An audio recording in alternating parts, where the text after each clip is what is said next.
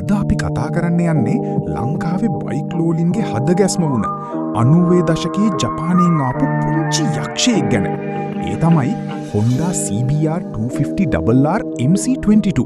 එහෙමත් නැත්නම් අපි කවුරුත් දන්න ගල්ලාම් එක. ඇයි මේ බයික් එක අදටත් මෙච්චර ස්පෙෂල්? අපි බලමු. ගොඩක් අය හිතන්නේ ගල්ලාම් කියන්නේ බයික් එකේ මොඩල් එක කියලා. හැබැයි ඇත්තටම ගල්ලාම් කියන්නේ මේ බයික් එකේ තියෙන සුවිශේෂී ස්විං ආම් තාක්ෂණයට. දකුණු පැත්තෙන් උඩට වංගුන මේ හැඩේ නිසා සයිලන්සර් එක තවත් උඩට කරලා හයි කරන්න පුළුවන් වුණා.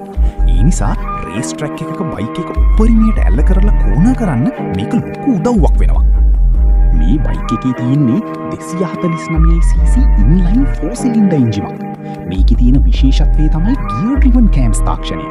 ටයිමින් චේන් එකක් වෙනුවට ගියර් පද්ධතියක් පාවිච්චි වෙන නිසා එන්ජින් එකේ වයිනින් සවුන්ඩ් එක අහන්න ලැබෙන්නේ මේ බයික් එකෙන් විතරයි. මේකේ රෙඩ් ලයින් එක 19000 rpm වෙනකන් යනවා. අශ්ව බල 45ක උපරිම බලයක් දෙන මේ බයික් එකට පැයට කිලෝමීටර් 180ට වඩා වැඩි වේගයක් ලීසියෙන්ම ගන්න පුළුවන්.